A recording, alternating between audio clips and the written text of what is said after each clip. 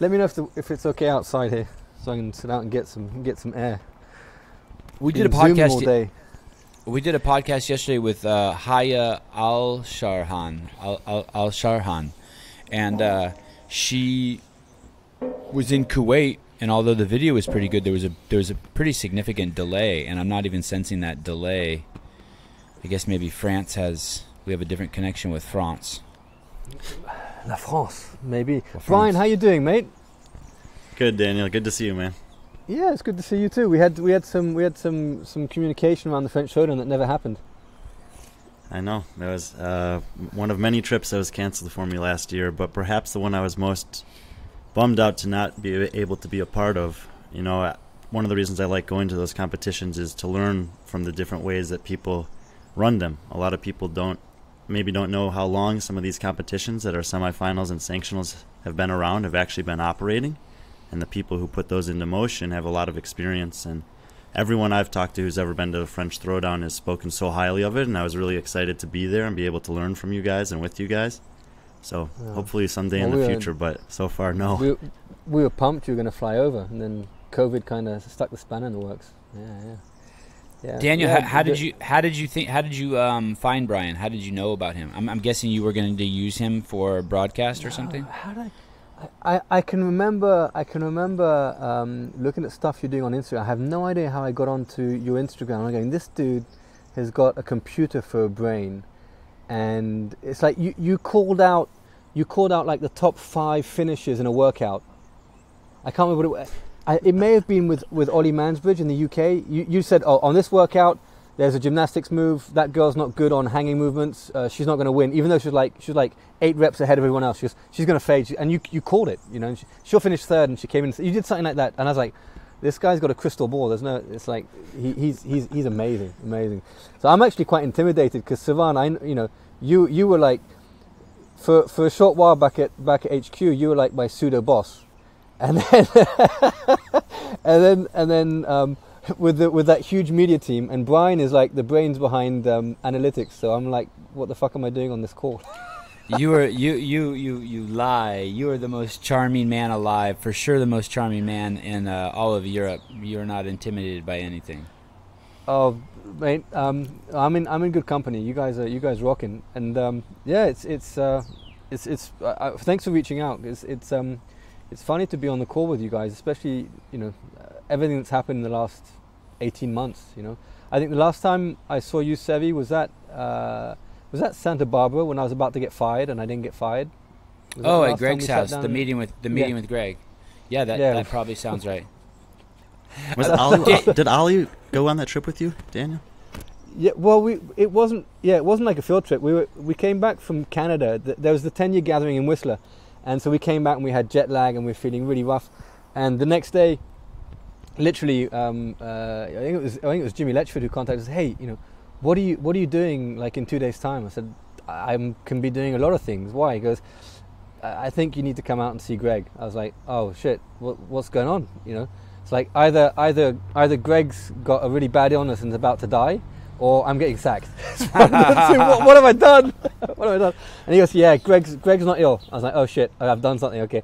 And I said, yeah, well, I'm coming out to the US to see Greg. And so he goes, yeah, it's going to be you and Ollie. I was like, what have we done? And I think it was basically someone who'd been talking shit about us and saying that we were shareholders in companies that we weren't shareholders in and all this kind of stuff. And it was, I don't know. There is political games, and there was a bag of snakes that were vying for position and Greg's good favor and all this kind of stuff. And thankfully there were some good people around Greg that knew the truth and stood up for us. But and then Greg flew us out. We ended up in Santa Barbara, and we were going for pizza, right? And then Greg just laid it out on the table. So what's this about, X, Y, and Z, and you and this company? We're going, nothing, That company was a sponsor of the event like 4 years ago, and I said, if you want to see, here's my WhatsApp messages with the owner of the company. You can read the whole exchange since the day we first met to the last message, And so he had a quick browse through and was going, shit, I've been told a bag of lies. I said, yeah, perhaps you have. Perhaps you need to. Man, you have a good memory. Yeah. Yeah, and I just remember sitting at that outside venue with you, and it just being really nice. Oh, in the evening, yeah. And Yeah. because Greg was the most generous person.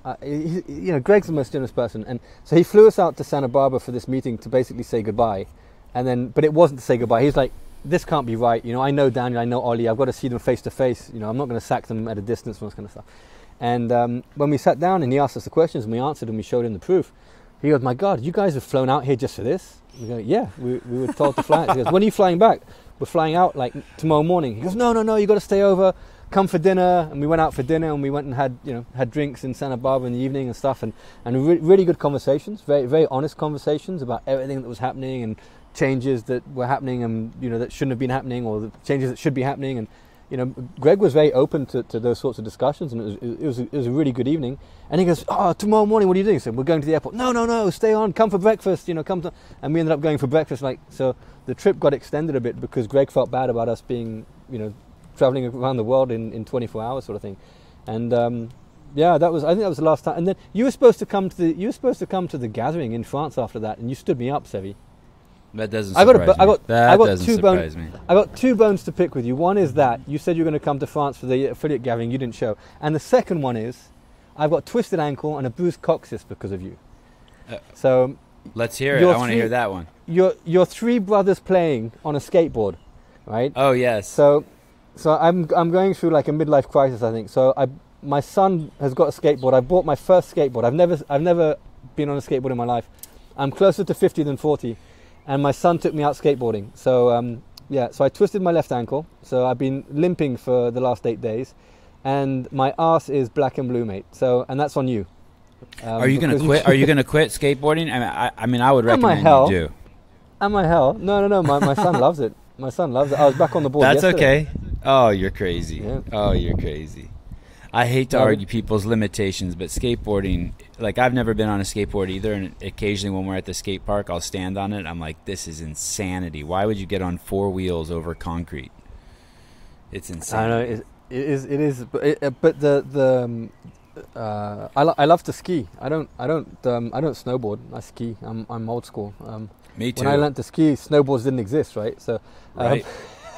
Exactly right, and I'm the worst surfer in the southwest of France. So, I go to the beach and I look, I got all the gear and I look really cool until I get on a wave, and yes, hopefully skateboarding is going to help me with my surfing.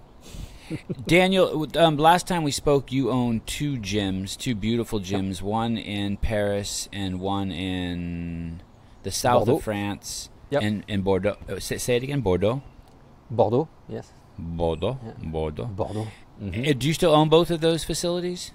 Yeah, we've got a third that we opened up in Paris just because the first one was on waiting list. So, and there were 2 reasons for basically opening the third. Was we had a young coach that I believe would be a really good head coach, but none of my head coaches had the intention of leaving. So either I open a new gym to give this kid a chance, or I would lose him. So we started to look for a gym there, and also because we're on waiting list. So we've opened the second one in Paris. Unfortunately, we opened it like 3 months before COVID hit. So what do you mean a waiting list? A waiting list for the space? For members, yeah. Oh, wow, okay. Yeah, so it's like a one out, one in process in Paris, yeah. So your original, what is your gym called in Paris? Your first one? So it's CrossFit Louvre. So the first one it used to be Reebok CrossFit Louvre, but we've had to take down the Reebok for obvious reasons. And so CrossFit Louvre, and then we got CrossFit Louvre 2 and CrossFit Louvre 3 because I just had no inspiration. So your original gym had so many members that there became a waiting list, and you opened a second gym? Yeah. Damn, Yeah. you have good problems. Those are those are the pre-COVID problems. It's weird when I was hearing you talk about Santa Barbara. It doesn't even seem like this lifetime because there's been so much upheaval since then and now, and it's almost like it's like we live on a different planet, a different reality. Yeah, you're an Englishman living in France. Correct. Proud to be English, but I love France. Yeah. Did you hear about Eric Clapton? No, what? So I can't find it. I've been searching it. I saw it on Instagram, and so I've been searching the internet. He hasn't croaked it, has he? No, but he's from the report I saw, and I probably shouldn't speak too much about it because I haven't got a second source yet. But he took the first injection. He had a serious adverse reaction, and then he took the second injection, and it got even worse. I think he's in really bad shape according to this report. And he's saying that he's come out and basically said no one should take it. And he's basically disgusted with the world that there's not more people pushing back from the little snippet I saw on Instagram. But I Googled all around this morning and I can't find a second source. So I take it with a grain of salt. But that did really break my heart because obviously he's a national treasure to your country, the United Kingdom. Old slow hand Clapton, right? Yeah, I saw him in concert at the Royal Albert Hall. He did a blues concert that was just mind blowing. Yeah, so if that is the case, then yeah, fingers crossed and all the best to him. Yeah. And for those of you who don't know, who are maybe younger, he went on. There was I don't even know is MTV still around. There was a channel when I was a kid called MTV. I don't even know if it's still around. And they had two things happened there. It happened to Nirvana and to Eric Clapton. They went on there and they played those concerts, the unplugged concerts, and really that kind of catapulted both of them into just the super mainstream. All of a sudden, yeah, it was crazy. But that really, Eric Clapton, that was incredible. That concert he did there, and basically you couldn't go anywhere in college where Eric Clapton wasn't playing. You couldn't go anywhere for a couple of years where Layla, that unplugged Cocaine, album wasn't. All those songs, yeah, totally. Yeah, it was crazy. On it.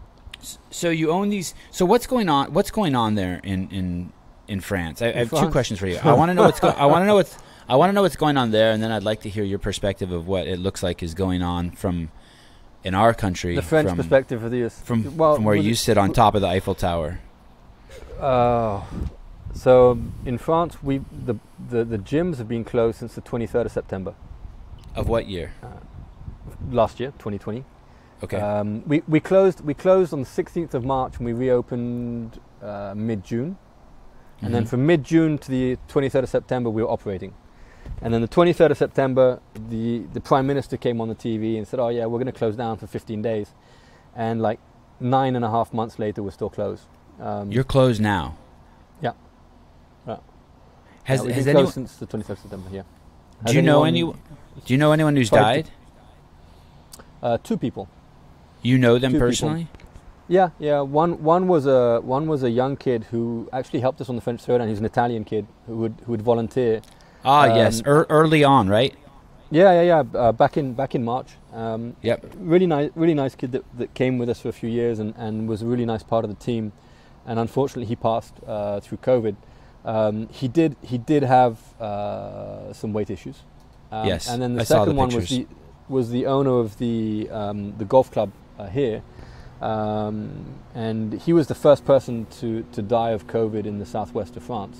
He died in March, and he was overweight and had type 2 diabetes and so on. So, but I mean, everyone's saying, "Oh, this is a dangerous flu," and obviously, if you're preconditioned for illness, then yeah, it's not going to help. But Louvre in Paris, we have 1,400 members. None of our members, touch wood, have passed. Louvre in Bordeaux, we have 750 members. None of our members have passed. The third box, we have 350 members. None of the members have passed. So, of 2,500 people that are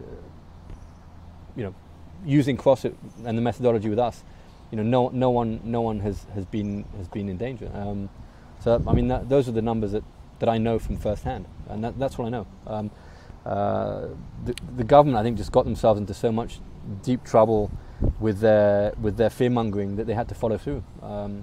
And the French government were counting on Sanofi, a French pharma company, to produce the vaccine, and so they didn't order Pfizer or AstraZeneca. They didn't make any orders from outside of France. And then in December, Sanofi's final trials failed, so the vaccine wasn't given the green light. So the French government was coming up to the point where all the other countries were about to be delivered these vaccines, and they hadn't even ordered anything. And it was like, now what do we do? It's like, Jeez, it's like, okay, so we'll wait another 6 months. Sounds like you before guys got lucky. Sounds like you guys got lucky. I'll tell you a story. I'll tell you about the story about lobbying government on this. So I went up as country manager for CrossFit. I went to Paris and I sat with government officials, and we're sitting with this guy who represents the Minister for Health, and we're explaining the CrossFit methodology and how we can operate with social distancing, and how we can clean equipment, and how each member doesn't have to touch someone else's equipment, and how we can trace who comes in because we book a class, and you know, we're explaining all this, and the guy's like, yeah, and his body language is like, I'm not listening to a fucking word you're saying. Yeah. I'm not listening to a word you're saying. And then he just stands up, and he had this conclusion already written in his brain, and he looked at me in the eyes with total sincerity. He goes, "We're at war against COVID, and at times of war, there's always collateral damage." And then he put his hand on my shoulder and turned away, and I was like, "Do I punch him? Don't I punch him?" It's like seriously. So so we're just for them, we're collateral damage. Was he obese? No, you know, French skinny fat. You know, probably runs a 5K on a Sunday and thinks he's fit. Yeah, it's a tragedy that we had one of our community members. You know, it's I don't know if I can say our anymore, but it's a tragedy that someone passed away who did CrossFit. I think he was an Italian kid. He trained out of Belgium, right? That's right. And clearly, from looking at the pictures, he was overweight, and clearly, you know, in my opinion, not yours,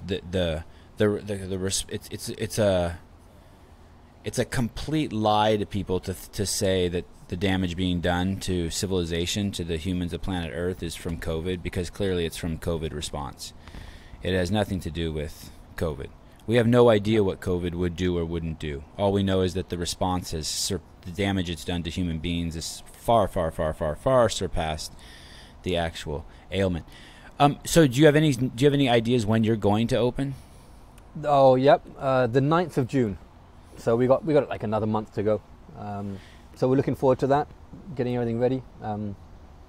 Yeah, well, we're lucky because we're going to reopen. But I mean, some small businesses,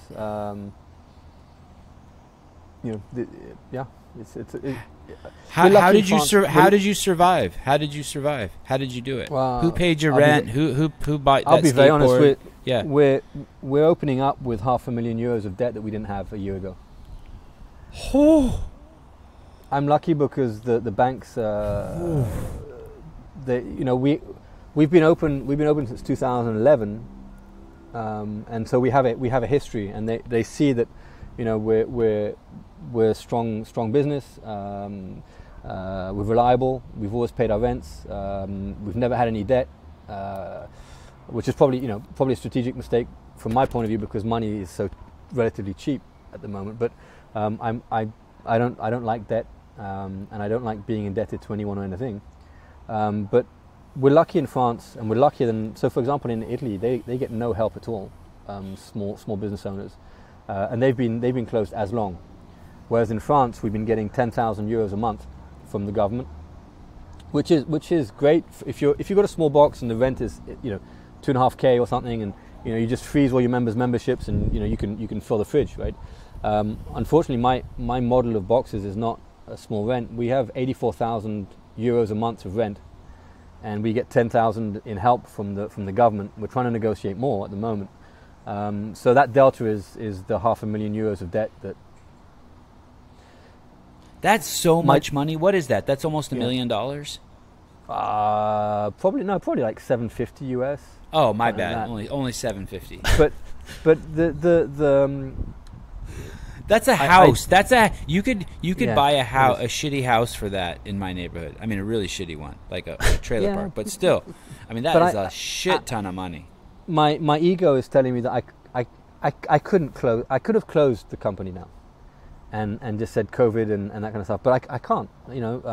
My son's mother works in the company. We set this up together, and my closest friends work in the boxes, and we've now got a team of 45 people that live through coaching and sharing CrossFit, and I'm very proud of that. And the 45 they're they're young kids with hopes, dreams, and goals, right? And so for me, that's only money, and yeah, it'll take us a couple of years or a few years to pay it back. But we'll in 2024, 2025, we'll be back pre-COVID, you know, in terms of financial situation and stuff. And I'm very lucky. Most of the team have been there through the COVID, and they've stuck with us, and they've been wonderful, and you know, a big part of the members and the community as well. You know, so what was I going to do with money saved anyhow, right? So it's okay. There's no biggie. I feel sorry for the guys like in Italy where they get no help at all, you know, and they've been closed as long. So there have been quite a few gyms that have closed down in Italy, you know Matteo Pozzati, right? You know the padrino of Italian CrossFit. He's great guy. He's been having he's been having a bit of a tough time because he's been trying to support the affiliates through, and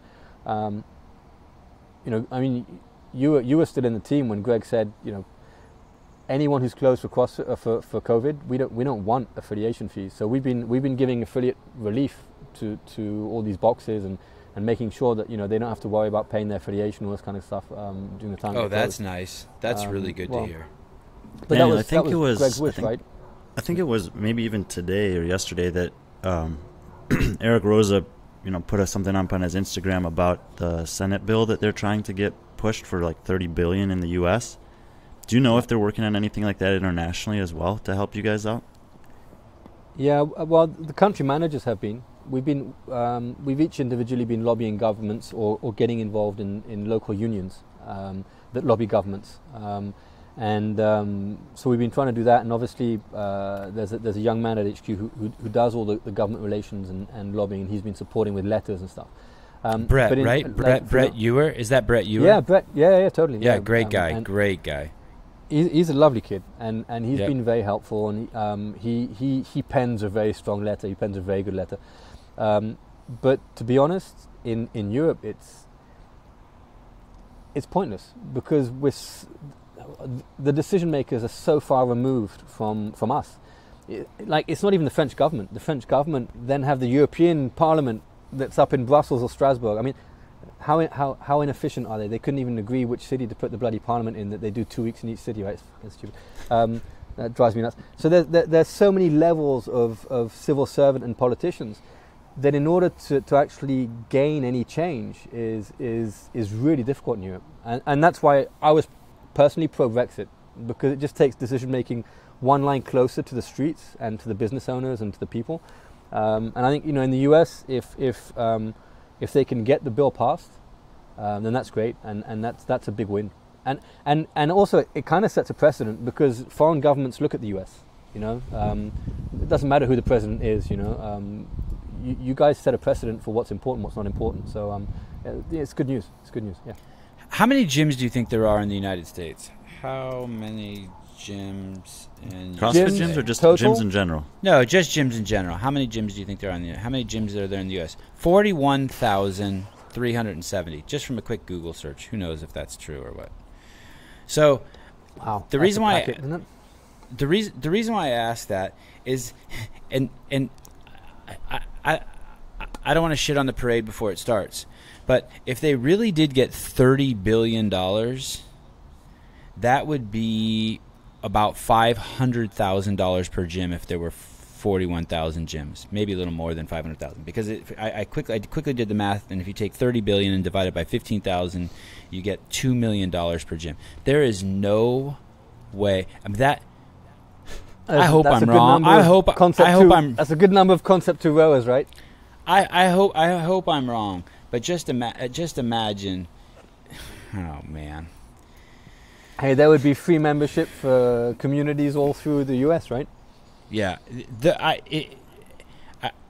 going to get that $30 billion, or they're not going to get it. But let's say they get that $30 billion, and I just can't imagine it just being checks written to gyms in the United States. I just can't. It just seems like it just never works out that way. Because theoretically, you would be able to save every single gym times 2, you know. Yeah. And the sad part is there'll probably be some sort of calculation where if you're a Planet Fitness with 200,000 square feet, you'll get the bulk of the money, Whereas, yeah, and the mom and pop shop with yeah. But we'll see. I hope I'm wrong. We'll see. I really hope I'm wrong. But already to get politicians to recognise the importance of health and fitness is already it's a good flag in the sand.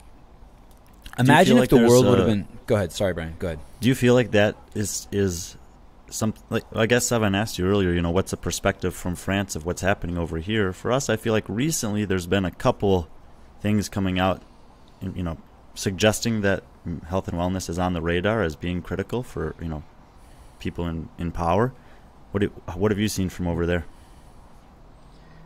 How polarized your country is really what comes across. I'm not big on Fox, CNN, etc. They all have their vested interests. But anything that comes out, whether it's on social media or media, newspapers, internet, whatever it is, it just indicates how polarized things are. And it goes per state. And is it red state or blue state? Right, those are the colors, right, of your parties, I think. And it just seems that people are towing party lines as opposed to trying to do what's right for the people. That's the impression I get from over here, And then I'll speak to seminar staff and say, you got a seminar on this weekend? Yeah, I'm going up there. We got to wear the mask all weekend, all that kind of stuff. And the other guy goes, yeah, I'm going down to Texas. It's great, It's like people, if you wear a mask, you wear a mask, they look at you funny. It's like, but you're in the same country and you carry the same passport and you have the same flag on your shoulder and it's just that comes across quite a lot. So there's less of that in France?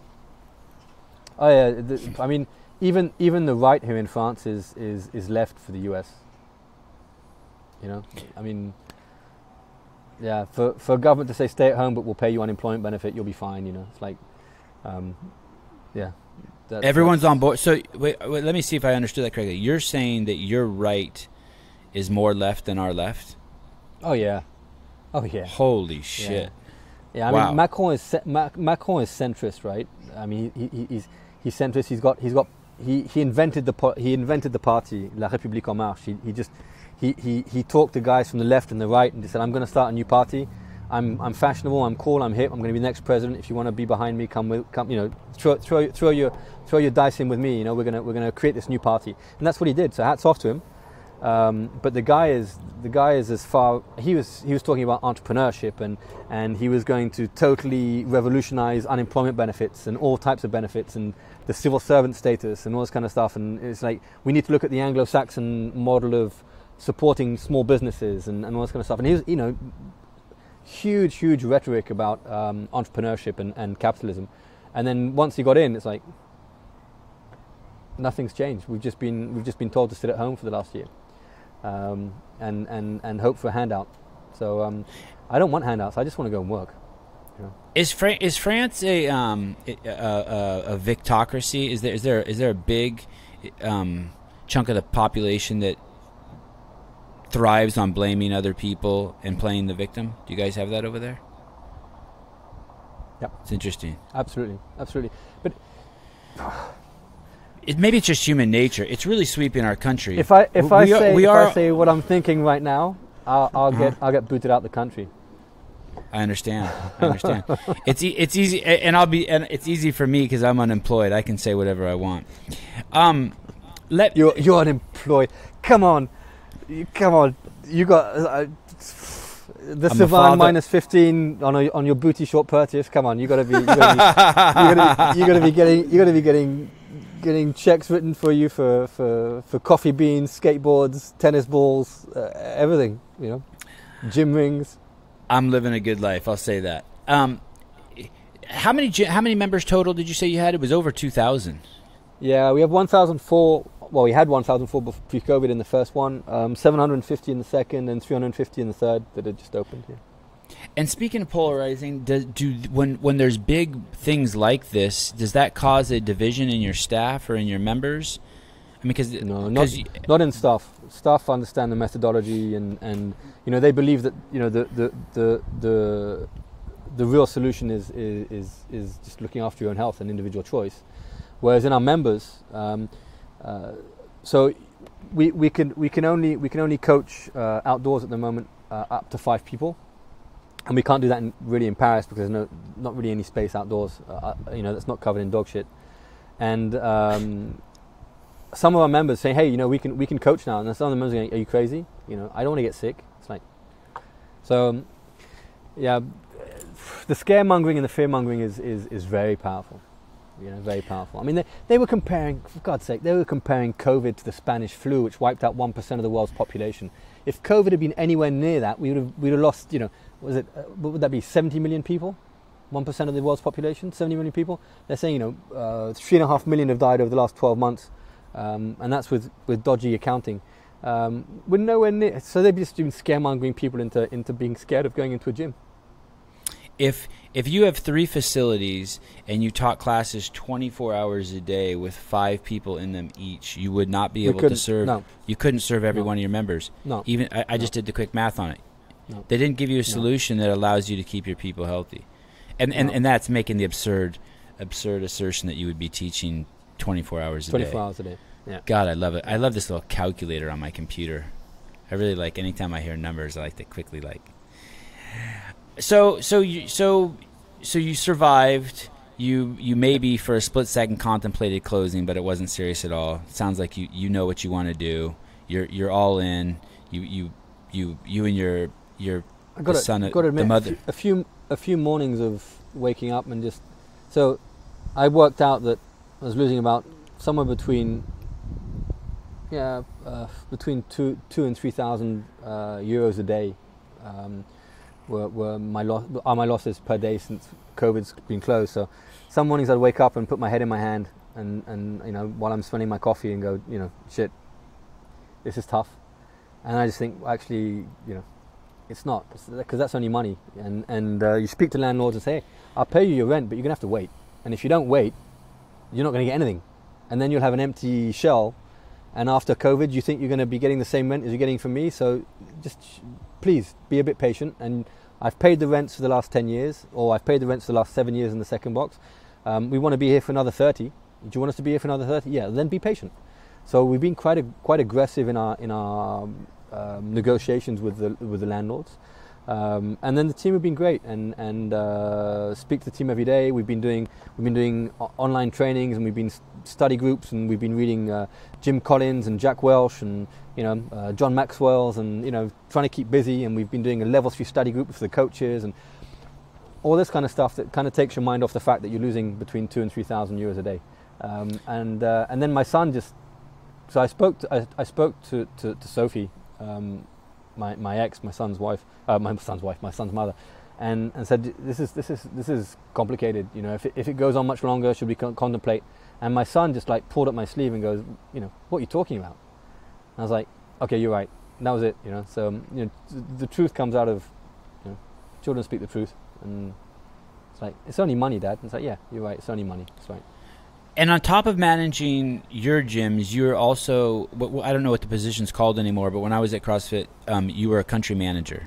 Are you still in that position? No. I'm now international director is the title. Okay. So Julian, that the Ginger Ninja, he's stepped into the country manager role for France. And I was offered the international role back in December. Well, November, but I entered into the role in December. After I think I had 6 interviews to get the role, and I wasn't sure I was going to get it. I think the other candidates came from Stanford and whatnot, and they were smart kids with Excel spreadsheets coming out of their yin yang and all this kind of stuff, and they'd perhaps done a CrossFit workout once and then didn't walk for 5 days or something, and it was, so they were doing all these interviews, and I'd heard that they were doing the interviews, and I was like, okay, well, we'll get a new boss, that's fine. I think I've had 14 bosses since I've been in the country manager role, so it's like one more, one less. It's not gonna make a big difference. And then it was actually Dave Castro who said to Gary, who's a GM for international. He does he now manages the whole of the affiliate line and the gym line. And everything that's international, said, why don't you look for talent inside? Aren't you guys? I think Dave just said to him, aren't you guys fed up with bringing in people from the outside?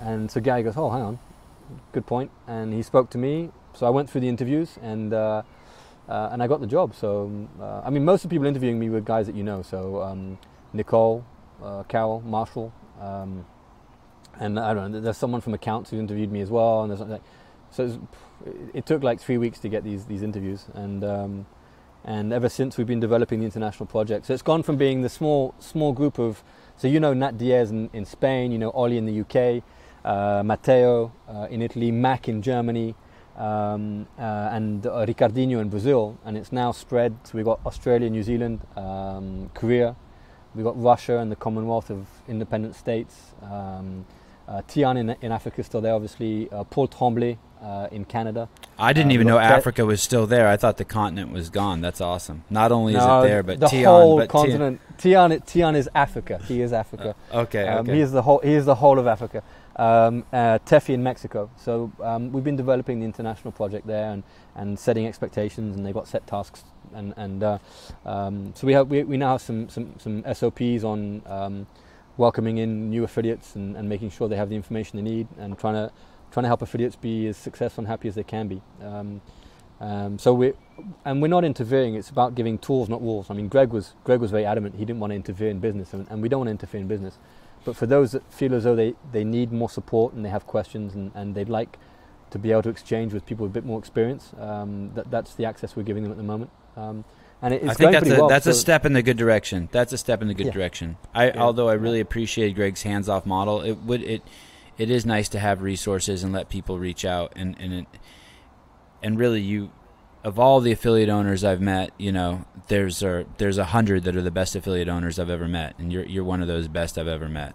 Thank you, mate.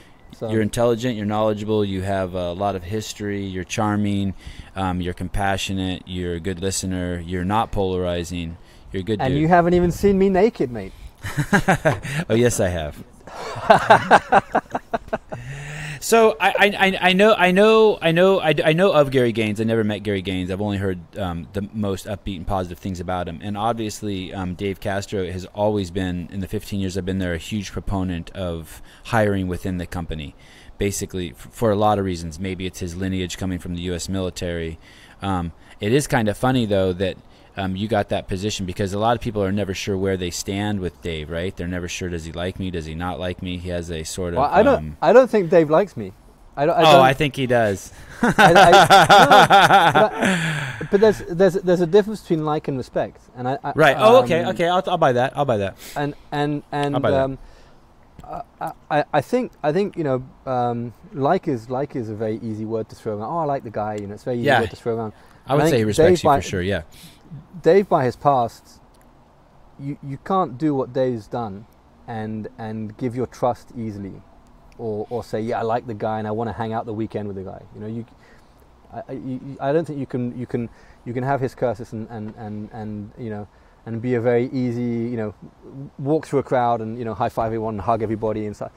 You know, so I can understand that, and you know, he's in a position of responsibility where. You know, he has to be abrasive. You know? Like you. I think you are abrasive, and you're like one of the only ones being abrasive and saying what you think and you know, shooting from the hip. I think it's important, and maybe I'm wrong, maybe this is just archaic thinking, but I think for a company like CrossFit that is so unique, contextualized within the way other people behave and eat and move and think, that I think it is really important to hire from within. I think it's really important not to have people who don't really know, because the brand, at least when I was there, was singularly focused on the truth around health. Singular. Yeah. And you can work there for years and still not, and have trouble understanding that, because you might think that it's to make money or to do this or to do that, but it was singularly focused on optimizing health. And so when you bring people in from the outside, no matter how much you beat that into them, the learning curve is so steep. Well, and also, you know, if you're going to be standing up and talking to affiliates, but you've never systematically woken up at like 4:30 to get to the box and open up your gym, and you know, you're aching all over and you're tired, and you go up to the whiteboard and prepare your whiteboard and make sure the toilets are clean before your first members arrive, and you know, you're hoovering to. If you haven't lived that, how can how can you be? Where's your integrity? So I think in my role in the country manager role, I mean, the country managers, they're bar one. There's one who's not an affiliate owner. Every other country manager owns an affiliate, and most of them come from that magic triangle of having been seminar staff or are actually seminar staff. So they're dipped in the methodology. These are you're saying the guardians of the health message. They're dipped in that, but they're also the entrepreneurs and they're struggling as well as a box owner, or they're not, or they're successful box owners, which is even better, right? And that's the magic triangle that we're recruiting from. And I think it was a good move, not because it's me, but to have in this role someone who's lived as an affiliate. And I'd been on, I don't know, somewhere between 40 and 50 level ones, and about a few, probably 20 to 30 level twos, and I'd worked on some kids courses. So the methodology, you've read it, you've slept it, you've studied it, you've seen it in action, and you've worked with some of the best. I mean, the seminar staff and some of the flow masters, some of the best coaches on the planet, hands down. Amazing. Yep. Amazing. And we have Greg to thank for that, whether it's directly or indirectly, without a doubt. But and that health message of being the defenders of the health message is something we mustn't lose. And Greg embodied that, or he embodies it still, right? And so it's hard. It's hard. It's hard without Greg to stay as focused on that message. I think Greg's weakness, with all the respect in the world that I owe him, was that he was so focused on that and not wanting to focus on numbers, that at one point it got so big that the organization that would have been necessary for the size of the organization wasn't there. The structure wasn't there. And that's part of the pain, I think, from the last 12 months, right? But I'll be very honest, and I work for LLC, as it's called now, right, or HQ, and I love working with Gary Gaines. Absolutely, he's a brilliant leader, really, really good. Sevan, you get on like a house on fire with the guy. He's I've heard the best stuff about him. I've heard the best stuff about leader. him. Yeah, he can create rapport. He's structured. I mean, he's got all the plates spinning. I've enjoyed every interaction I've had with Eric, and he's got a fast brain on him, smart guy. But I do miss Greg. I couldn't be any clearer than that. Greg was one of the most generous people I've ever met. To me personally, to my family, to my team, and part of my sadness was that if Greg had decided to leave, because saying, maybe I'm not the right leader for CrossFit anymore, or I want to go and I want to go fishing or something, you go, okay, cool, enjoy it. You've deserved that, you've deserved that downtime. You've created something amazing. What a wonderful legacy.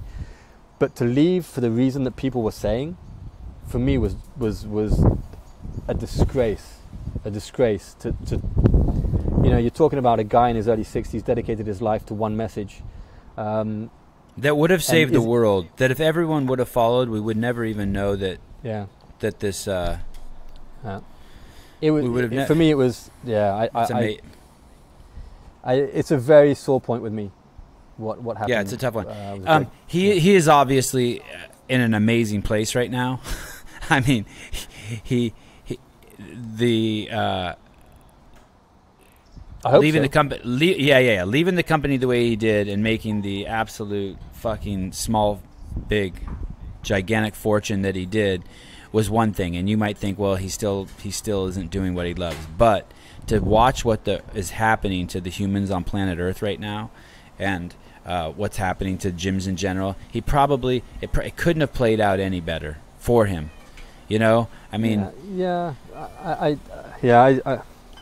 I just think no one deserves to be dragged through the mud like he was. Oh, of course not. Of course not. Complete insanity. Complete insanity. And some of it was, some of it was fabricated, and there were a lot of axe to grind, and there were vested interests and groups, and we could talk about this all day, and I would just get really pissed off.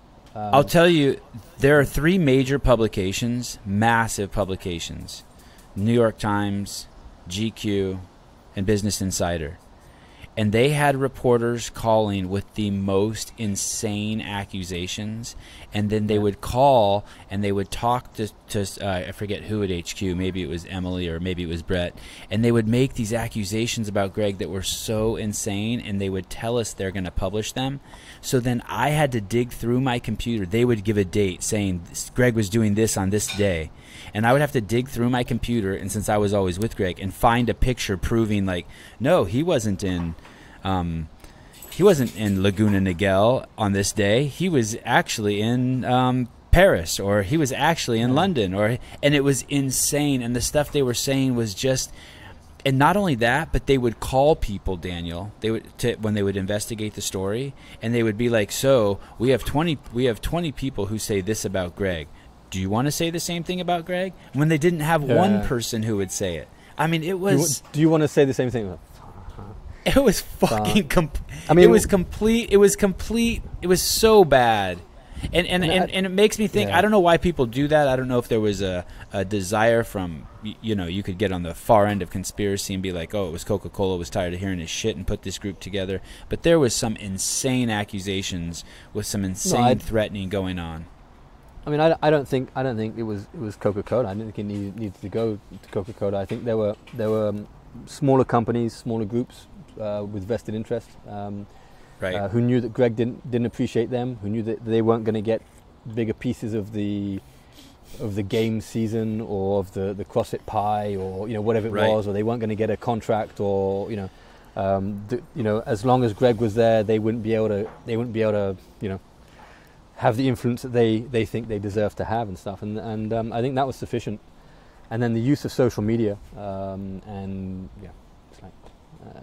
the rest is history. But I mean, when you see a carcass go down, the maggots show up, the vultures show up, and the hyenas showed up. You know? Yeah. And even internally, right? Even internally. Yes. Oh, yes. And all of them. That's what I find. I could tell you a story. I might get in trouble for this one, but that's when you're going to enjoy it. So we go to bed on the Saturday evening. Everything's fine, right? So we're a few hours ahead.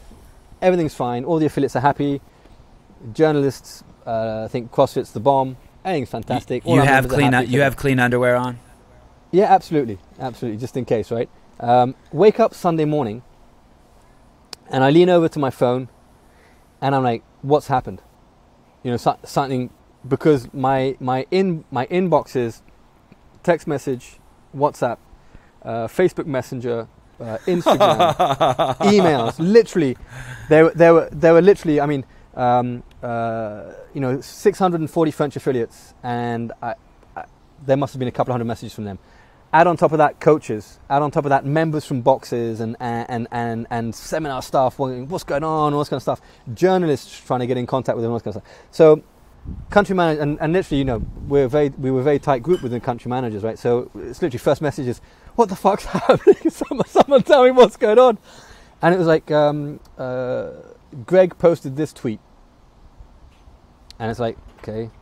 That was the Floyd 19 tweet, right? Yeah. So we look at the history of it and stuff, and I'm going, okay, insensitive. Yeah, but you can't be abrasive and not at sometimes be insensitive, right? You can't. It wasn't insensitive. Yeah, it wasn't insensitive 20 years ago. Well, it was insensitive 20 years ago when he said carbohydrates were bad for you, and that's what got us where we are. It wasn't. So it's perhaps not insensitive for a guy of his generation. Where it's like my dad would say things that a younger generation would go, oh my God, did he really say that? But yeah, but he was born in 1936. He went through the friggin' war. He saw his uncles die. It's like there's a generation of men who would just like, they'd think it for a second and then just say this is going to piss people off. I don't care. I'm going to say it anyhow because this is the truth as I see it, right? And I think Greg and it was the truth. And we're in a society that doesn't want to hear the truth. So I may say to you, Daniel, your hair. Go ahead. They didn't want to put it in perspective. Right. The perspective of the conversation he had with that organization, right? They didn't want to. They didn't even give him the benefit of the doubt. Right. It was guilty, and it was like go for the gullet and all that kind of stuff. And so I'm like, oh, this will blow over in a couple of days, right? And then of the 1,400 members in Paris, I had 5 members contact me individually, 5 different. They hadn't spoken to each other and all that kind of stuff, and say, hey, CrossFit's a racist organization.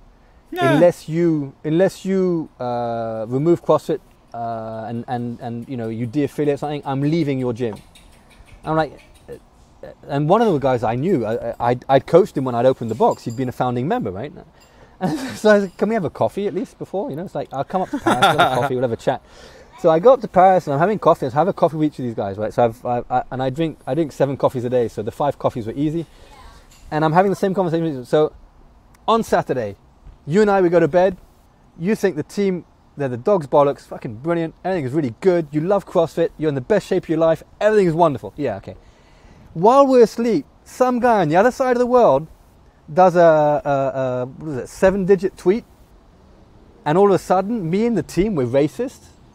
Is that the logic that you're presenting to me? And they go, well, looking at it that way, it does sound a bit stupid, right? So yeah, how long have you been working, training with us? 7 years.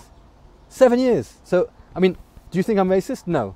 I mean, and if I were racist, don't you think that in the last 7 years you would have noticed it already? You know? Well, yeah, obviously. It's like, so then what are we talking about? You know?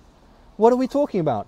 It's like, and I'm not affiliated to a person. I'm affiliated to a methodology. And my loyalty is not to a person. My loyalty now is not to Eric or Gary. My loyalty is to CrossFit. Just as before my loyalty wasn't to Greg, my loyalty was to CrossFit. The methodology that had changed my life and that I want to change other people. And I explain this. And as long as I coach CrossFit, I'm going to call it CrossFit. And to call it CrossFit, I'm going to stay affiliated. Now, if that's an issue with you and you want to leave, I can understand that. And that's fine. But I would be really sad to see you go. So of the 5, 1 still left and the other 4 stayed. But those conversations I had with 5 of my members. And I know that a lot of affiliates would have had those conversations with the gym mafia. You know, they get together and, yeah, we're going to go and see him. And if he doesn't de-affiliate, I'm leaving his gym. Whew, you know, it's like, God, you know, you got to put everything in perspective and all the noise on this mob rule on social media. I hate social media. It's so full of shite. It is so full of girls selling booty shorts and a lack of education and information. When you've got, how many CrossFitters have read the L1 manual that is for free to download, and instead of that they spend their time, you know, scrolling down looking at these pseudo influencers who aren't even good athletes at the end of the day, right? And are dishonest and sellouts, and are dishonest totally. and sellouts, and then they'll come on and they'll do a video of, oh, I'm so disappointed in CrossFit. As long as it stays like this, I'm not going to compete. Fine, don't compete. Go fuck yourself. There are 40,000 women ready to take your place on a podium. And some men now. And some men. There's some men ready to take their place on the podium. And some men. But it was like, really, you know, and using their social media influence, then it's just one thing after another. And some of the brands that were involved in the ecosphere were saying, oh yeah, we have to distance ourselves and all this kind of stuff. Come on. It's like, seriously, you know, throw the baby out with the bathwater was what happened. And I felt, and when we had that meeting, you were on that meeting on that Monday when Greg, he was tearful and he was saying, what I've done is damaging CrossFit and I never wanted anything I did to damage CrossFit. You know, what should we do? You know, what should I do? Tell me what I should do. And Greg, this guy who founded the company, is asking idiots like myself what he should do. I was like, my God. And especially, you know, when he was being accused of doing something that he didn't do, that it was an interpretation that caught on like a wildfire. So that was even crazier. Like, well, and we were honest with Greg, and you on that call, we said, you know, Greg, CrossFit without you, would it still be CrossFit? I don't know. But CrossFit just with you at the head, because before there was Jeff Kane, and like him or not like him, he was still in that position, and it gave Greg a mandate to go and fight the health fight. Right? He didn't have to be in the daily grind of the company, right? Jeff Kane really started that was the beginning of the end of the company, in my opinion. Yeah, I know. I mean, that was when you fired the entire media team. Loads of details, yeah. That was insanity. Yeah, insanity. But what we said to Greg at the time was, well, Greg, maybe CrossFit just with you is too big a thing, and you should have someone run the company. You know, run the daily grind. And that's when Dave was given the CEO position, which I think was brilliant, you know. And then people go, Me too. Why did you choose? You see, he's racist. He chose Dave Castro. Hang on. Did you catch his family name? You know. It's like, Dave is not born in Stockholm, and they were unfair on Dave. And Dave in the short time he was CEO was excellent, and he did certain things. US reps, pushed the US rep scheme in order to get boots on the ground and have people facing affiliates and supporting. I mean, he did a lot of stuff in a very short period of time, I think he was a good CEO. What's interesting about that, too, that Greg choosing him is throughout the 15 years I was there, Dave and Greg had an extremely contentious relationship. Extremely contentious. I mean, it should be talked about extensively. I'll wait till my severance is, I don't know if the money I got for my severance is cleared yet, even though it wasn't much. But what is still a smart move for Greg to do. Just he made the right decision. He didn't let his emotion or his judgment get in the way. Yeah. Under a lot of pressure. And then I was upset when Greg said, "Hey, listen, so we were texting with Greg, and you know all this. You were sitting next to Greg, and when he said to me, I'm speaking to a guy who would like to buy CrossFit from me, and I'm like, Greg, but he's not you, right? And he goes, no, but this guy gets it. This guy, he's running an affiliate. He gets it, and he will keep the message on track, and he understands the methodology, and he understands that it's not a cult, that it's a culture, that it is a sport, yes, but it's not only a sport, and so on and so forth. And I think out of a bad situation, he made some hard choices. Greg committed Harry Carey. He basically said, I've damaged CrossFit and I'm going to leave, and he just leant on his blade, right? And hats off to him, because I don't know if I could have done that. Yeah. A Madame Butterfly reference for those of you who don't know. Yeah, I think we say harakiri in the United States. Harakiri. It was a very upsetting period. A very, very emotional period, very tough period, and unfortunately, the new guy can't even run the. Go. Sorry. No, you didn't let me finish that. So on the weekend, right? So we're going. What do we say? Is there a set script for answering all the messages that are coming in and all the shit we're taking and all the journalists calling us racist and all this kind of stuff? And so we turned to the guy who was running the international project, and there's no answer. So like on the Sunday, there's no answer. It's like, okay, maybe he's out camping. I don't know. Monday, send him a message. Hi, I'm not going to give the name because he's well known. Hi, we've got some incoming here. We're taking some big bombs here. It's like any sort of direction from you would be welcome. No news. The Tuesday, no news. And then there's a post on his business page about how he's going to de-affiliate. And I'm like, holy smokes, we're talking to affiliates about the whole situation, about just like using a bit of reason and logic, and now there's someone, he's supposed to be standing next to us, not on the other side shooting the incoming at us, and that was disappointing. Because it's someone that I have huge amount of respect for, but in moments of, it's like in the heat of battle, you I think, was it Dave saw, when the house is burning, you see who tries to put out the fire and who adds oil to the fire, right? Yes. Yeah. That was a great perspective that he had on that. Like, okay, it's like a feint in boxing, right? Make a feint, and I see which way you go. And we saw, okay, when the building catches on fire, Daniel and Brian are going to run for that door, and Sevan's going to sit here and add more fuel to the fire. Yeah, or this person's going to try to wrap a blanket around the person. Yeah, go ahead. There are other people at the time saying, "Oh yeah, okay, so Greg's got one knee on the ground. Let's take over the game season." There were, and it's like hyenas. Seriously? Yeah, I was like, seriously? I mean, you guys have no shame. You've got no. Where's the backbone in this?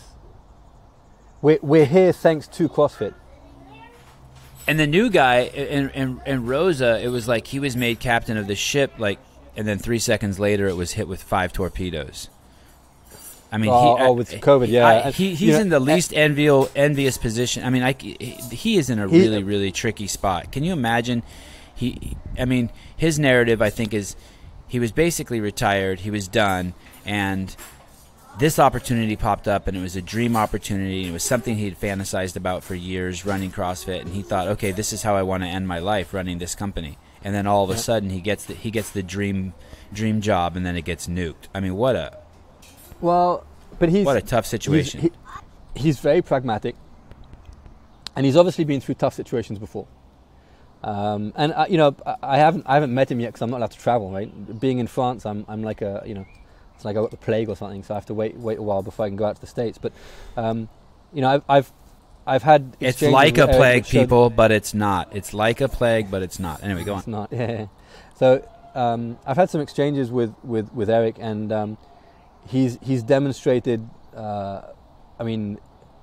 He's got an amazing brain on him, absolutely amazing brain on him, and for someone who's been so successful and is in such a position.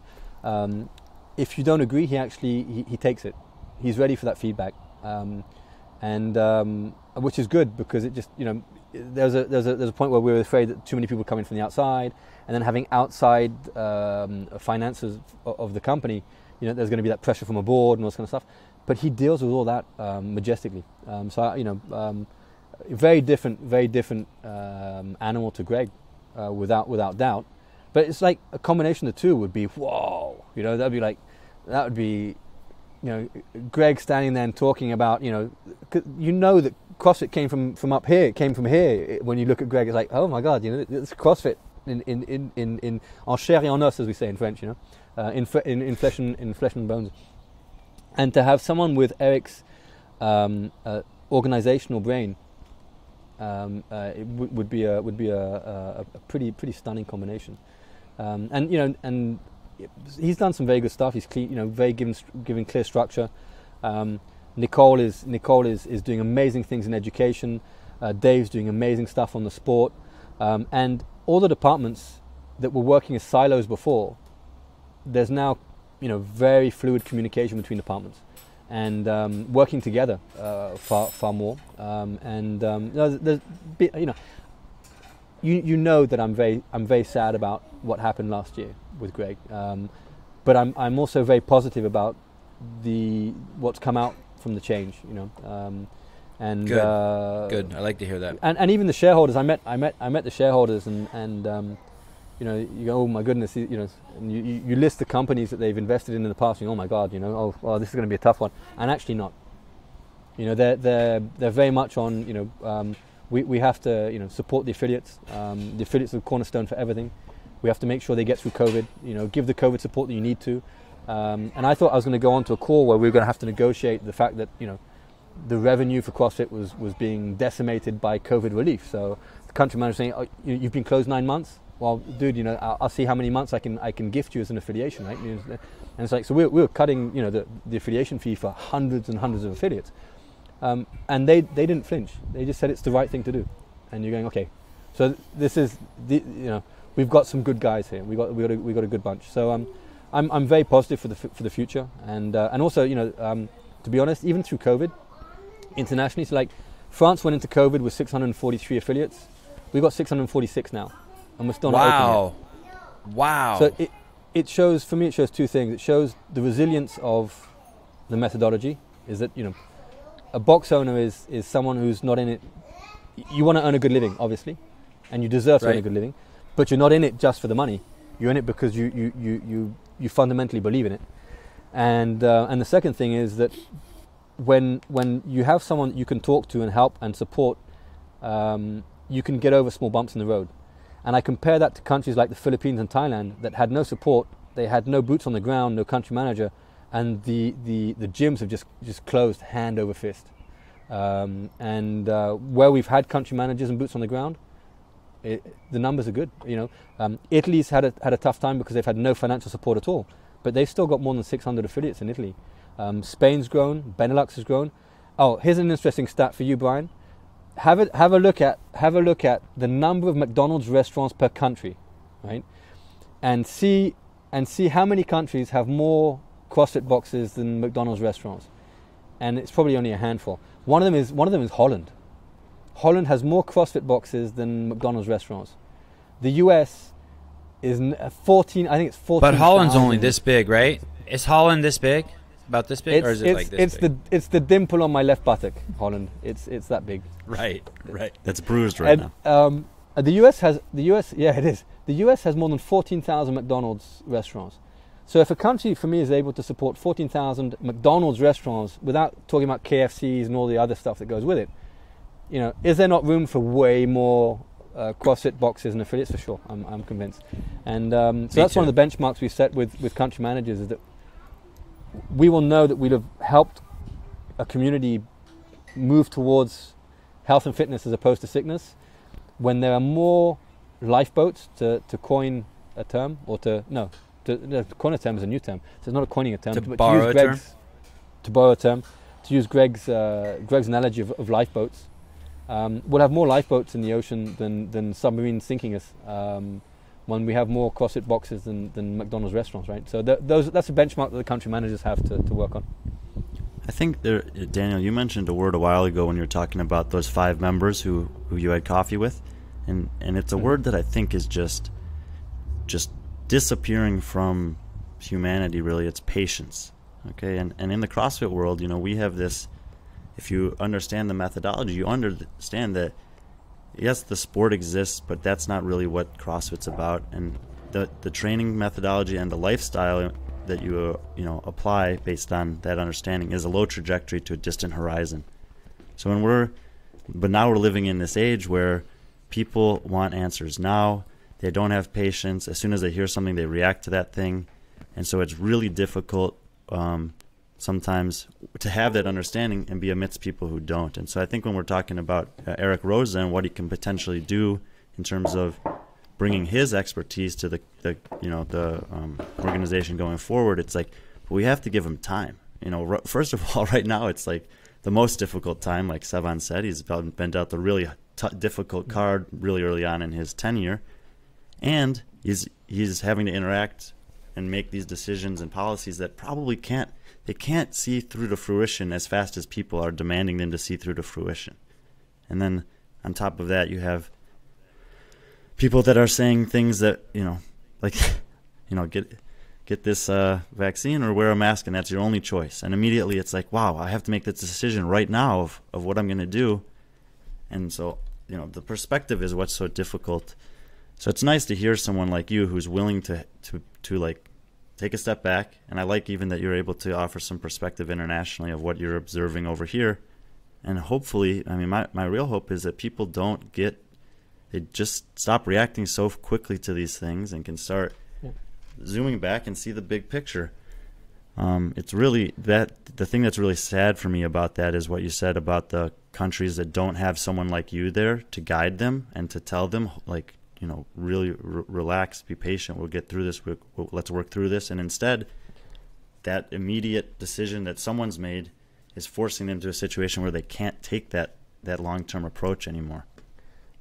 You kind of make a decision based on emotion, right? And then you justify it with logic. And so when there's a lot of emotion being thrown around... I don't, but half this country does. I don't. Speak for yourself. Go on. It's I think it's the amygdala, right, that reacts quickly, and I'm trying to think of the reading of emotional intelligence, right? And I think that a lot of people will make a decision that needs to be based on logic with just emotion, and that the logic comes like 6 months later when it's too late, So in my experience, guys wanting to de-affiliate because oh yeah, I didn't like the changes to the game season, so I'm not gonna, I'm gonna de-affiliate. Like, it's really? Like, because the format's gone, because it's no longer regionals, but it's going to sanctionals, you want to de-affiliate? Are you sure? It's like, yeah, and anyhow, it's not going to change anything for me. I'm saying, seriously? It's like, yeah, and I'll save $3,000. It's like, you're not going to save $3,000. It's like, $3,000 for me is 2 members. Would I lose 2 of my current members because I removed the CrossFit name? Yeah, I'd lose way more. Would I lose or not gain 2 prospects this year because I'm not carrying the CrossFit name? Yes, way more. So financially, it's a no-brainer. But then even within the team, I remove CrossFit from the name of my gym.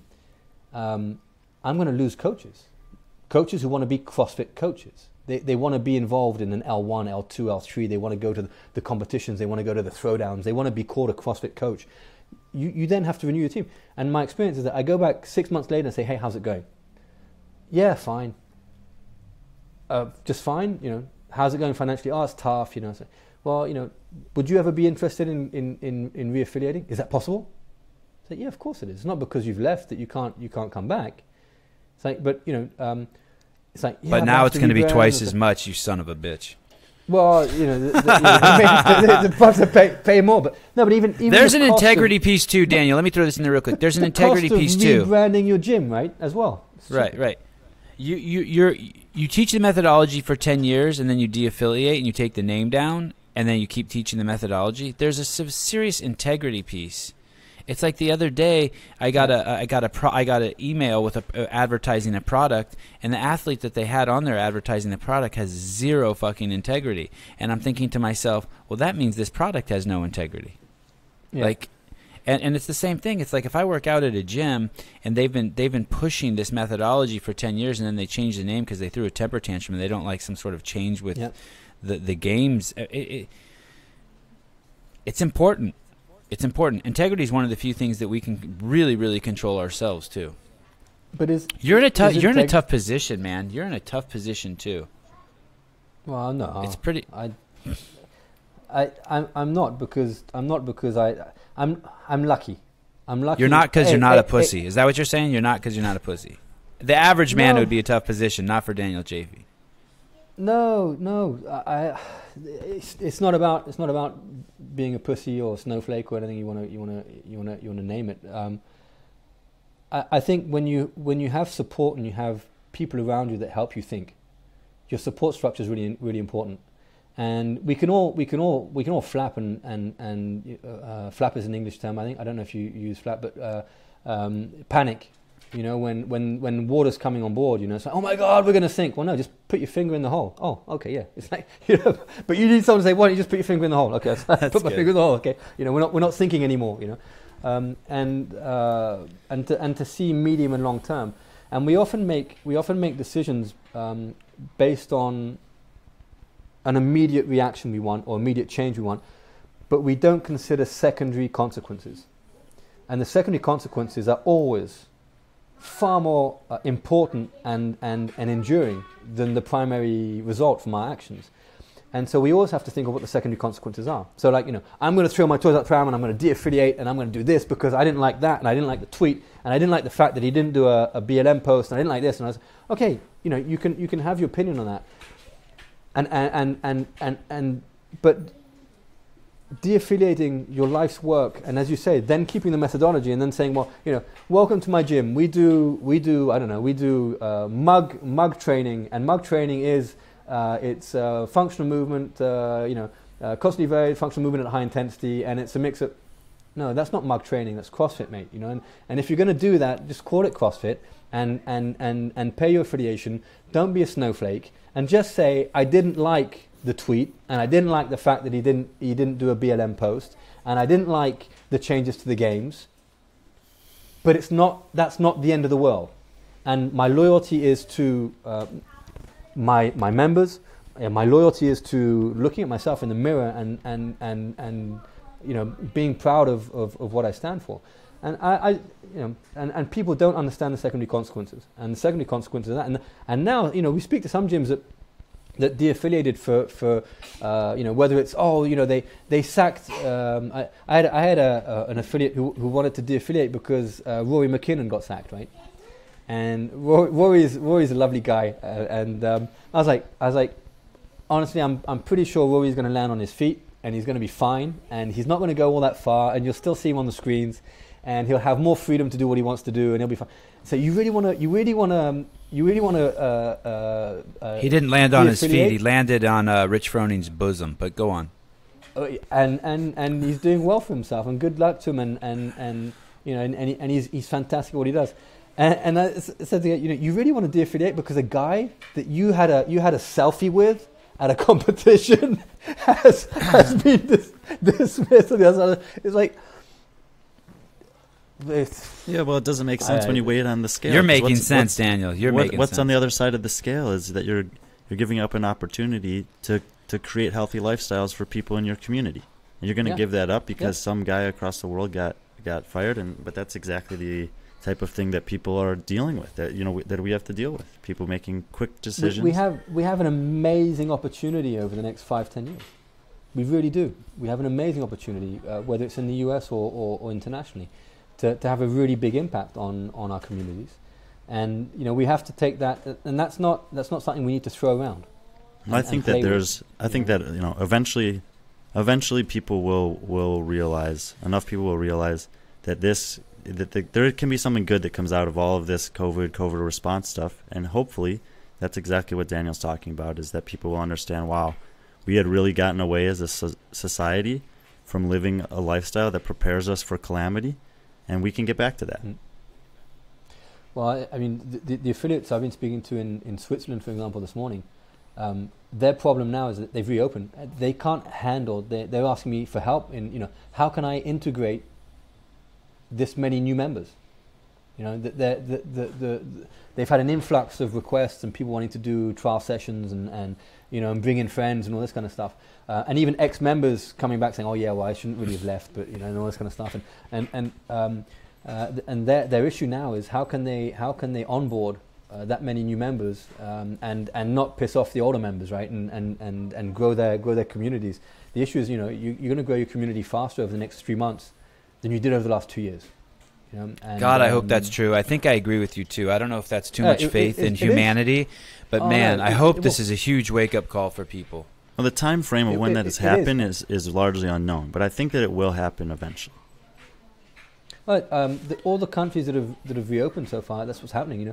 Australia's they reopened a while back. They're having a great few months, even though they're going into winter now, which is normally a slightly quieter period for them. Switzerland, as I mentioned, the UK's opened up, and they're having Ollie Mansbridge, Ollie, right? He's had to move from his gym. He's opening a new space. He's building it right now because he knows, he can see the light at the end of the tunnel. Scandinavia, the countries that hardly shut down, they're still getting a good pickup, even though they didn't shut down quite as hard as the rest of Europe. So I'm pretty convinced. I think the country that's going to have a tough time coming out is Brazil. Purely because with their way of life and socializing, and they're very social people and stuff, and they don't necessarily have the infrastructure to give basic healthcare to everyone that does actually contract the virus, and also they're having inflation, right? Brazil has a huge inflation issue, whereby affiliation is like $3,000 is like 30,000 in Brazil at the moment. So they're going to have a tougher time as small business owners, and I think the one thing positive that Brazil has is that they have a huge community of support there, and people that want to be involved in CrossFit. Actually, I think like 2/3 of the people even competing down there. Crazy about fitness, right? Totally crazy about fitness. Yeah. So in my previous life, before moving into CrossFit and before running gyms, I used to teach step classes. So not body pump where it's pre-scripted, but I used to do my own choreographies and my own music and all this kind of stuff. And I had the opportunity to teach a class to literally like 1,000 Brazilian women. It was like where did you do that? Where did you do that? It was like a young man's dream come true down in Rio, and literally I was like the only. So we were three guys and there were two girls, and we each teaching a class, and I was the only heterosexual guy getting up on the podium. It was like wow. I was single at the time. Well, I should have been, and it was quite an amazing weekend. So I have good memories of Brazil. Yeah, they're totally crazy about fitness. Totally crazy about fitness. Do you know, Daniel? There's a town north of me. I don't know how many miles. Let's say 100 miles north of me, 200 miles. It's called Mount Shasta. And it's and although a lot of California has been shut down, they kind of gave the middle finger to the government and they stayed open. And I don't remember what the affiliate is up there, but they stayed open during the entire pandemic. How do they do that? So-called pandemic. They just look. Is that because of the mayor? Is that the mayor that said? Yeah. I think the city. I think that also they may have been one of those cities that stormed their city council meeting and was like, get the fuck out. But I'm not sure. But anyway, the affiliate, they stayed open the entire time. They didn't give a shit. And guess how much their membership grew by? No idea. 100%. They doubled their membership while staying open. Them. Yeah. Good for them. Crazy, for right? them. And so well, that's another. They took the members from the gyms that all had to close. Well, maybe that too, or maybe I think, in my mind, the narrative I want to spin is that people really understood that, hey, healthy people don't die from this. What does it mean to be healthy? Yeah. Move a little bit, cut down your refined carbohydrate and sugar consumption, and you're good to go. You're bulletproof. And that's the narrative I'd like to spin. Maybe I need to get them on here and ask them what happened. The question is when a government's going to wake up to this. So I know you're big on the individual responsibility, right? But let's be very honest. Most people react to what's sent down from up above. It's the exact same thing. You and I are. That's the exact same thing. If our mayor of New York would have taken individual responsibility for his health, he wouldn't have eaten a hamburger and French fries yesterday, and telling the world, hey, if he's stuffing himself with a hamburger and French fries, saying if you get the injection, you can get a free hamburger and French fries. And is it in the U.S. that you guys are giving out free beer? Yeah, free beer, everything, free everything. Ohio's got $5 million in lotteries available that you can enter for if you get a vaccine. Yeah, the incentives. They make fun of our politicians who work out. They make fun of our politicians who work out. Oh, so listen, I agree with you. I agree with you. You remember Bojo, right? Boris Johnson, right? I mean, he was in intensive care, right? Yeah. And when he came out, what did he do? He got a PT. He's in the best shape of his life at the moment because he nearly died. He had to nearly die in order to work out, to realize that he needs to work out on a daily basis. And hats off to him. That's awesome. That's awesome. Yeah, but now, okay, he's seen the light, right? It's like, whoa, right, sort your shit out, or you're gonna croak it. Right. But his responsibility as prime minister is what? Is to help others see the light. Right. Absolutely. I 100% agree. Yes. And is he doing that? And it's so easy to do. You don't even have to say the crazy shit that I'm saying. You don't have to say, hey, nobody healthy has died. You don't have to say there's no such thing as damage to the world by COVID. It's COVID response. You can just show yourself you can just show yourself doing healthy stuff and hiding the unhealthy stuff. That's it. Yeah. I mean, it's a tiny little. It's a tiny. I love CrossFit. Yeah. I love CrossFit, but I am a chocoholic. I love chocolate. And you put nuts, you put raisins in it. You open it, I'm gonna finish it. And you don't have to be a health nutcase. You don't have to go and weigh your ingredients in order to have a healthier lifestyle. I just make sure that my main meals are balanced. I've got meats, I've got veggies. Good fats, good proteins, and then I can enjoy the rest. This evening my son's going to come around and he's going to say, oh, can we have a burger? Well, I've eaten healthy all week, so I can afford to have a burger with my son. And I can drink a beer on my terrace this evening as opposed to sucking on water because I've been drinking 2 to 2.5 liters of water. It's not that hard. It really isn't. And politicians make it out to be like super hard. And in France, if you work out, you're perceived as being a Neanderthal. So if you have muscle on your body, it means you have no brain in your head. Is the French approach, right? It's like, they have this. He obviously didn't study psychology. It's like, how do you know what I studied? Just because you got some pecs and you got some glutes and some thighs and you can pull your body weight and whatnot. They really think that people that use their body, it's so archaic. Don't use their minds. And so if you use your mind, you shouldn't really be using your body. But that's good for guys that do CrossFit, right? Because then you don't even have to work out 6 days a week. You work out 3 days a week. You're in the top 5% of sexiness in France. You are alpha. You're up there. You can cruise the supermarket and half the supermarket is going, that guy's got to work out. And you only do 3 workouts a week, right? It's easy to stand out from the crowd just by making a small effort. Yeah, it's easy here too.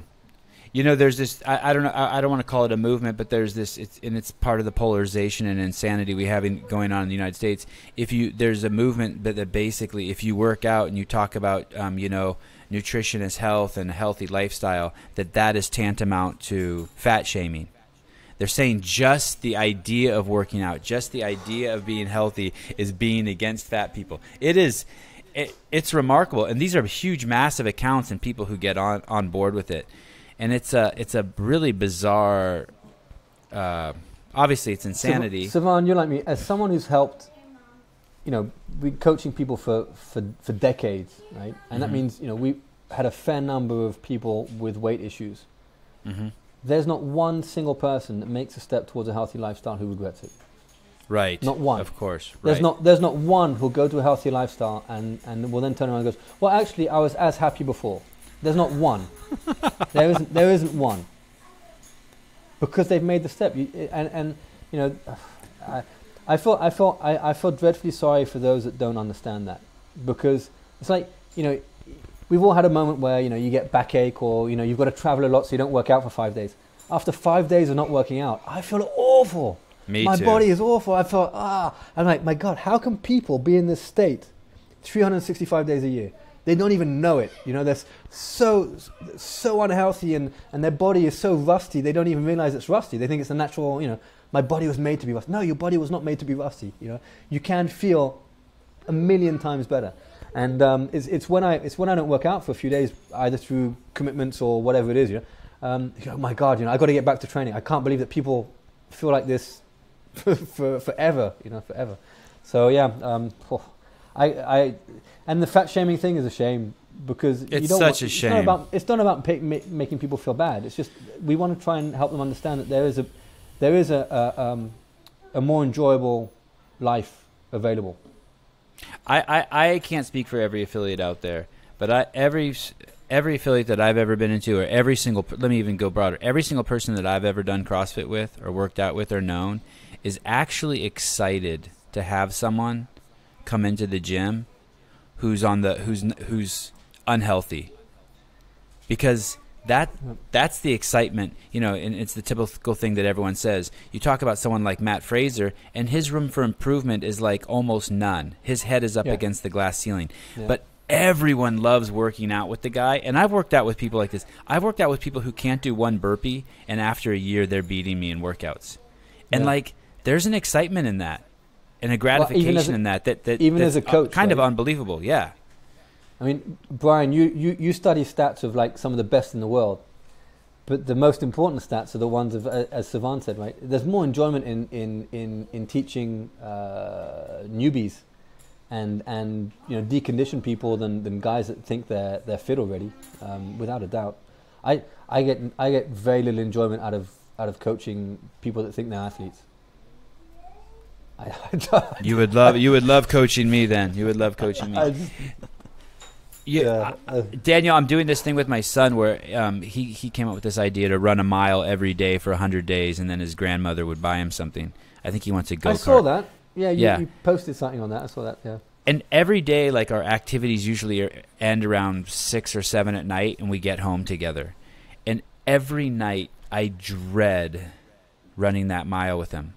But literally 3 steps into it, I forget all my dread, and every time I come home, I'm so happy I did that with him. When I'm completed, and it's going back to what you were saying.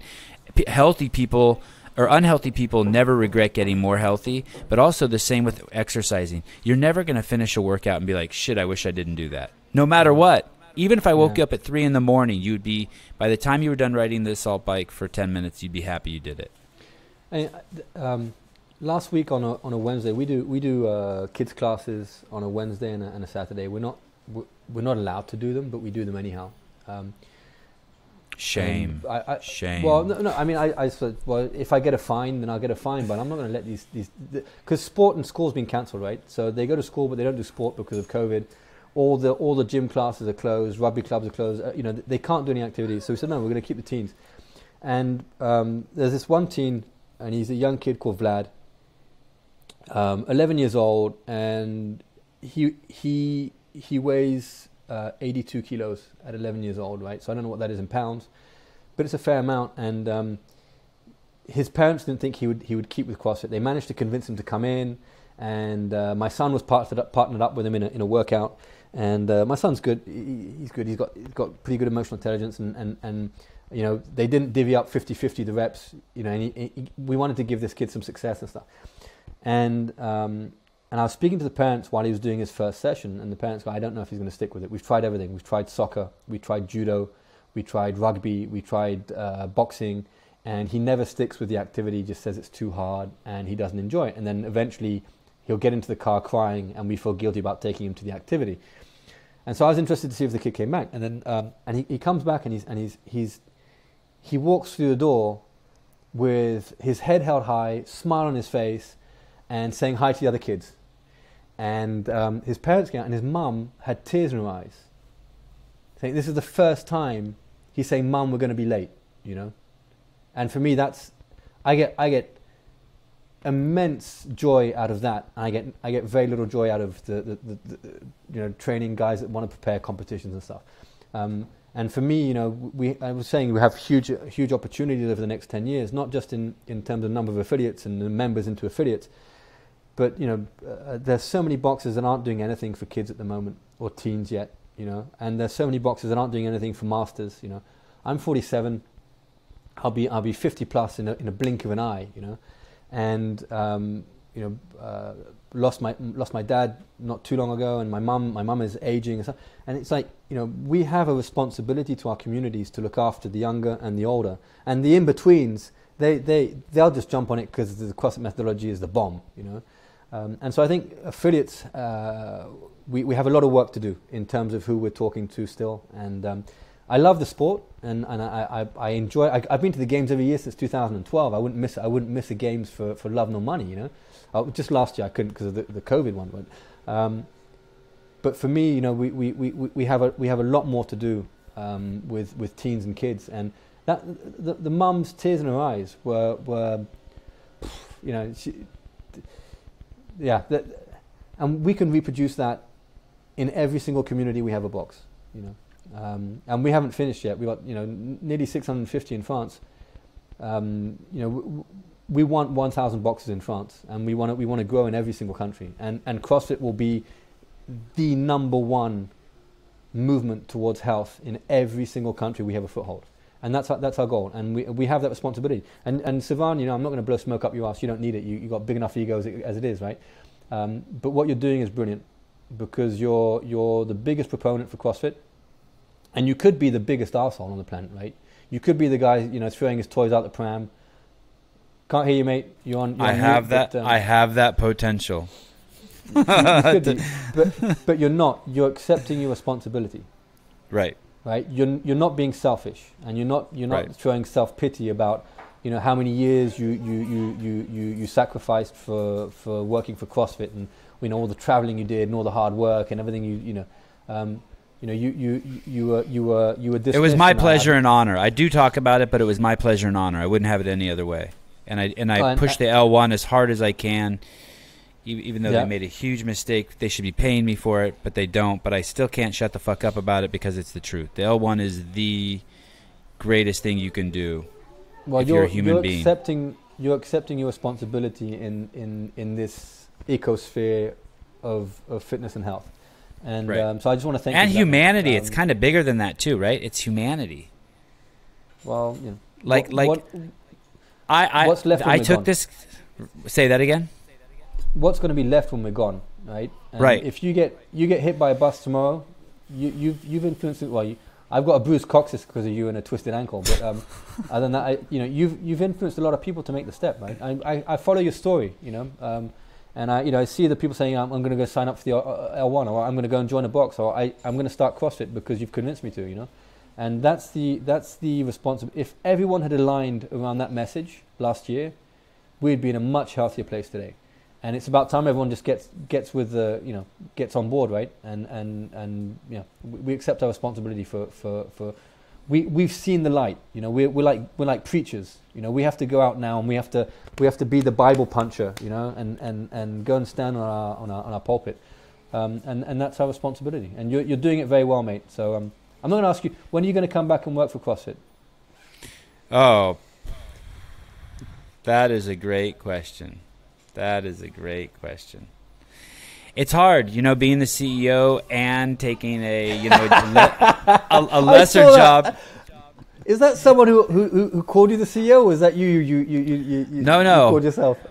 I basically drew the parallel between the fact that if you Daniel Chaffey were born into a Chinese household and you were learning to speak Chinese, and by the age of 20 you could use chopstick with both hands and both feet, you would identify with being Chinese. Well, for 15 years, all I knew was the CEO of CrossFit. It was just pumped into me, and I just thought, and I was also making fun of the fact that CrossFit has a DEI council. I see right through that shit. Anyone who does DEI or any of that stuff, they're perpetuating racism. I'm very, very clear on the subject. So I just said as a joke, I identify with being the CEO of CrossFit. And so, and there's an element of it that's true. I mean, it's not like I'm fucking crazy and I'm making business cards that say I'm the CEO of CrossFit. But just imagine it's like you were a professional Zumba instructor and you still dance, and you would love to get up and dance in front of girls still. I'm making fun of the fact that you did the step class in front of 1,000 Brazilian women. But you could still teach. It's just who I hung out with, I was just so immersed, and so if all I know is CrossFit and that perspective of the 100,000 foot view of how CrossFit should be run. So I just made that claim. I said, you know what, Josh, Matt, on that podcast, I identify with being the CEO of CrossFit, and it stuck. And so I just run with it. There's very little pay and zero obligation, but an immense amount of prestige. Yeah, I have to admit your podcast with Josh and Matt, I stopped listening to. I was upset. Tell me. Let's end on a low note. I was upset when Matt went on the other podcast. Yes, I understand. And yeah, I was upset too. I was upset too. I've met Matt a couple of times, and I think he's a very affable guy, nice guy, and I think he's smart. And so I don't understand. He had an opportunity to. To not trash talk. You don't have to trash talk people, I don't think. And I got that impression when he went on that podcast. It was a shame because he's been an amazing ambassador for so many years, and he's an outstanding. Brian, I don't know. You've got to give us some stats, but I mean, does anyone compare to what Matt's done as an athlete? No, not the numbers speak for themselves. Yeah, and you have this forum, and instead of speaking well or just saying, hey, you want to find out more, just go and check out your local affiliate, and if you feel good, and if you're well, if you're welcome and you feel welcome and you feel good training there, then you found a good place to work out, I don't feel as though he respected the methodology. I don't feel he respected the education. I don't know how much he knows about the education. I know he did his L1. I don't know if he did his L2, his L3, and anything else. But there's amazing education within CrossFit. I don't think that he respected affiliates by the way he spoke about. Any guy can program what they want. It's like, most affiliates spend a ton of time studying and tweaking and improving their programming, and before sharing it with their members. And we do. My head coach is head coach. He's not paid to coach. He's paid to upskill the other coaches and to give the very best programming possible for our members. I don't think I don't know whether he was taken by surprise or whether it was just like being on such a big platform, kind of shook him. But I think it was regrettable because he's Matt Fraser, right? It's like, holy smokes! Here was my biggest frustration. He's a part of the ecosystem, and if he would have just, I don't mind the shit talking because I do a lot of shit talking too, but he's part of the ecosystem. He's had family members and friends who've had tremendous success in with CrossFit, helping their health. Tremendous success, and if he just would have said, hey, all that aside, all my fights with Dave, all this, all that, I can't think of a better way to get healthy than going to a CrossFit affiliate, if he believed that. And I just imagine the change that it would have had in the ecosystem, because Joe Rogan has this big, huge following, and he's a notorious hater of CrossFit, and you can hear him talk about it, and he's willfully ignorant on the subject. I mean, complete fucking ignorance on the subject of what CrossFit actually is and what Greg Glassman did. But it could have, if there's 15,000 affiliates, and if Matt would have just said one thing positive, like, hey, if you're overweight or healthy, or you want to get as fit as me, and maybe he doesn't need to, maybe his words speak for himself. If every affiliate would have then put on 4 new clients, imagine the change in the ecosystem. Yeah. And it trickles down to him, because they'll be buying more of his shit. You know what I mean? Well, but anyway, absolutely. I know he was in a tough spot. I'm not shitting on Matt. But yeah, it broke my heart. I want to say it broke my heart too. A lot of affiliates were disappointed, and because, like, hey, he didn't respect CrossFit, he didn't respect the affiliates. And, the affiliates felt that it was through their support of him as an athlete over the last few years that he became as famous, or, yes, I agree. And to get as many followers and that kind of stuff. And there was a big sense of deception, and I felt that deception. And I to be honest, I didn't watch the whole Joe Rogan thing. I watched the 10 minutes where there was a talk about CrossFit, and I was dumbfounded. I said, "There's got to be more. That can't be it. They can't. He's got to talk more about CrossFit, and there's got to be something positive that comes out, because and there wasn't, and it was like a shame. So I must admit that your podcast with the two boys, the two guys there is I haven't been following so much at the moment, unfortunately. It's also interesting that I'm okay with that. I still love you. It's also interesting that Joe Rogan said he's never done CrossFit, and yet he wears those On It shirts. I mean, I want to be like that. Of course you've done CrossFit. You just have hung out with people with no integrity who've stolen from the methodology and won't tell you where they got it from or what they're doing. So, and that's no disrespect for Joe Rogan. I love Joe Rogan. I don't listen to his podcast, but when he commentates the UFC games, I am so excited. I love his commentary. I think he's great. And the only reason why I don't listen to his podcast is I don't have time. Well, and when you're doing a podcast about a topic you don't understand, you should be talking to someone who actually does understand it. Right. And if you're talking to an athlete from the games about CrossFit, talk about being an athlete in CrossFit. Don't talk about what it is to be an affiliate, because he doesn't know. And or it might be different if he was talking to someone like Scott Panchik or Ben Smith, who has both perspectives. Yeah, right. And they're actually a box owner, and they have to worry about paying the rent at the end of the month and getting results for their members and stuff. And I have huge amount of respect for Matt as an athlete, immense. And a couple of conversations I managed to have with him. There's one out in Dubai, another one at the games. Really nice guy. But you're an athlete, and by definition, to become the best athlete in the world, you have to be quite selfish. You have to be selfish with your time. You got to look after your own nutrition, your sleep cycles. Your planning for the day and the week is around you. It's around yourself. It's around your training. And the affiliates, it's everything else. They're the most unselfish bunch of people, and I felt they were hard done by on that podcast.